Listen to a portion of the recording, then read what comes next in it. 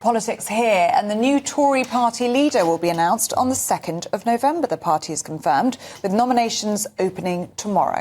This morning we're hearing everyone from James Cleverly, who will be on the programme after 9 o'clock today, to Suella Braverman. They're gearing up to announce their leadership campaigns.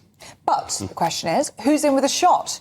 And who's dreaming? Well, joining us now is former Minister for Immigration, Kevin Foster. Very good morning to you, Kevin. Morning. Who do you think should be the next Tory party leader? Put you on the spot. Well, for me, I hope Pretty runs. I've worked with her in the Home Office. She's got a wealth of experience, held virtually every role in the party, because, you know, our next leader is going to take on an immense challenge. Just to be heard will be one of the biggest challenges, because the last leadership race, the person was going to be Prime Minister the day they became leader. This time it's going to be very different, facing, over 400 Labour MPs each week.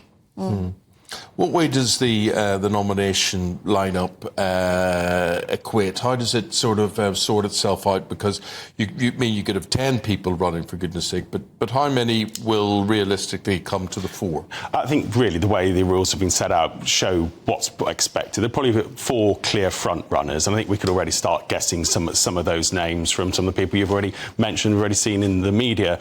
They'll then be over the summer trying to make their case, probably hoping in particular that MPs will be at home in the constituencies, listening to their members, hearing what they have to say, and then in September go down to the final 2.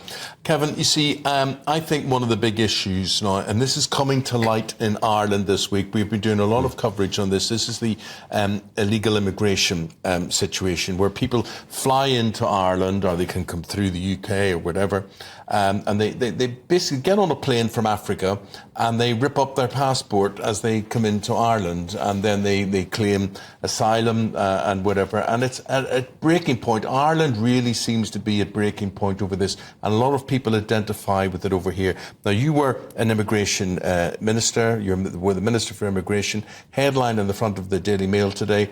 Now Labour opens the door to give asylum to 70,000 people. Yeah, I think many people looking at the front pages will be stunned, but this is the sort of thing you get presented when you walk into the Home Office. Look, we've got a great idea that will get the backlog down and solve. You can fast process. Now, that sounds great, doesn't it? Fast process. So people think, oh, they're going to be removed. No. What will almost certainly happen is you and I could go and clear the backlog in the Home Office if we went in the morning, if we went in with a rubber stamp mark approved. And that's pretty much what this will be. But what's really going to be devastating about this is being announced just at the start of the summer season. They've taken out the Rwanda policy, so there's no prospect now of returning people to a third country or taking people to a third country anytime soon. There's no prospect of returns to places like Syria, and France refuses the returns of those who've crossed the Channel. So this is about the worst way of ensuring that the people smugglers have a busy summer, because we're saying you get the reward and there's no real deterrent. What are we going to do to take care of what is going on? The Rwanda ain't going to happen.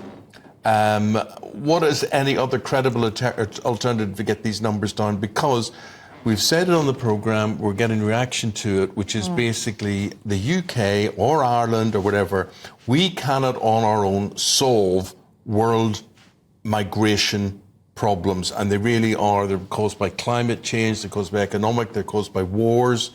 Why is it our problem? Well, it can't be our problem to deal with there's an estimated 80 million to 100 million people displaced around the world. Clearly, the UK cannot deal with that on our own.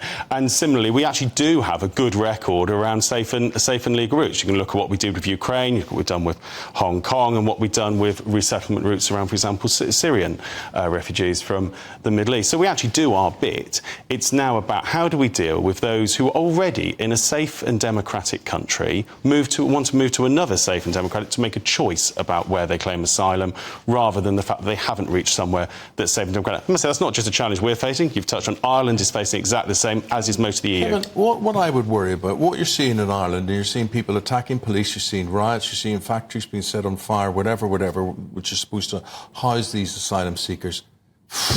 Surely we are not far away from this happening in England.